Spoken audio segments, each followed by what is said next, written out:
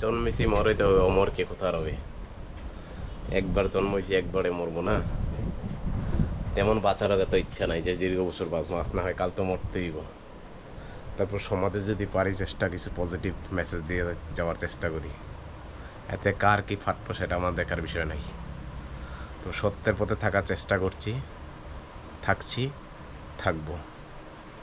অন্যায়কে কখনো প্রশ্রয় দিচ্ছি না, দেব না, দেই না। বাই দ্য ওয়ে, এই দেশ সবার অধিকার আছে, এই মাটি সবার অধিকার আছে, এই বাতাস সবার অধিকার আছে, প্রত্যেকটা মানুষের সমান অধিকার। আমার যেমন বাক স্বাধীনতার অধিকার আছে, তেমন আপনারও বাক স্বাধীনতার অধিকার আছে। আমার যেমন কথা বলার অধিকার আছে, আপনারও তেমন কথা বলার অধিকার আছে।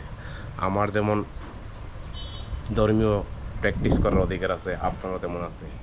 তো আপনারা চেষ্টা করেন না আপনি অন্য ধর্মকে বাধা দিয়ে এসে আপনি সুখী দিতে পারবেন।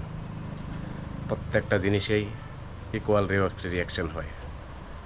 তো আমরা যতটুকু সম্ভব আমরা প্রমাণ করতে চাই বিশ্বের দরবারে। আর এই 10 বছরে আপনারা এত কঠোর হিন্দু বনে গেলেন, এত এত হিন্দু দর্গী হয়ে গেলেন গা নিজের ক্ষমতার লোভে। আর 70 বছর, কত 200 বছর, 250 বছর, 1200 বছর, তখন কই আসবেন?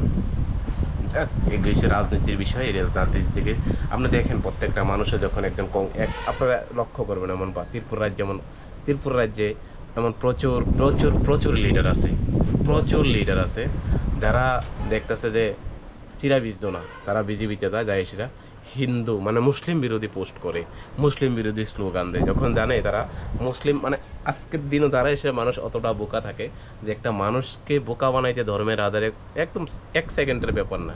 আপনি জাস্ট একটা এক্সাম্পল ওখানে মনে করেন, আমি এখন একটা কারোর গালি দিলাম, একটা ধর্ম নিয়ে গালি দিলাম, যে কোনো একটা স্পেসিফিক ধর্ম নিয়ে গালি দিলাম বা গালিগালাজ করলাম, আমি হঠাৎ করে বাইরে লইয়ে দেবো গা, ঠিক আছে না? এই জিনিসটি করা ঠিক না ভাই। আমরা মানুষ, সবশেষে আমরা মানুষ। ধর্মটা আপনার ব্যক্তিগত চয়েস করছেন, আপনার যেই ধর্ম করেন সেটা আপনার অভিরুচি। তবে বেলা শেষে মানুষ, এটাই মনে রাখবেন। মানুষের মধ্যে মানুষ। আমি আজকে আছি, কালকে নাও থাকতাম পারি। আমি মইরা গেলে জান্নাতে যাবো না জাহান্নামে যাবো সেটা দেখার বিষয় নাই। তবে আপনি যতদিন জীবিত আছেন মানুষের মতন ব্যবহার করেন। আরে ন্যূনতম শিক্ষা আছে বা ব্রেইন আছে, এটা দিছে সৃষ্টিকর্তা দিছে, ভগবান দিছে, এটাকে একটু ইউটিলাইজ করেন, ঠিক আছে? আশরাফুল্লাহ, আসিফ আলী এই দেশের সন্তান আসলো না, এপিজে আব্দুল কালাম এই দেশের সন্তান আসলো না, এমন হাজারো আছে। তো একজনরে কেন্দ্র করে আপনার সমস্ত জাতিকে কইতে পারেন না, এটা আপনার ভুল ধারণা। আমি আমি কখনো কই না, ঠিক আছে না? আপনার এই জিনিসটি বলারও ঠিক না, কারণ মানুষ মাত্রেই ভুল থাকতেই পারে। মানুষ অনেকে আছে এক্সট্রিমিট, অনেক আছে এমন। আপনারা প্রত্যেক ধর্মেই তেমন থাকে ভাই। এই জিনিসটি কেন্দ্র করে কোনো স্পেসিফিক ধর্মরে আপনি টার্গেট করতে পারেন না, এটা আপনার ভুল। কারণ মানুষ মানেই তো আমরা জীবগুলো জন্ম নিয়েছি শ্রেষ্ঠ জীব হিসাবে, সৃষ্টিকর্তা পাঠাইছে আমরারে, আবার হয়তো বা কাল যাইতে কম পারি। তাহলে ক্ষুদ্র সময়ের ভিত্তিতে যতটুকু চেষ্টা করেন পজিটিভ।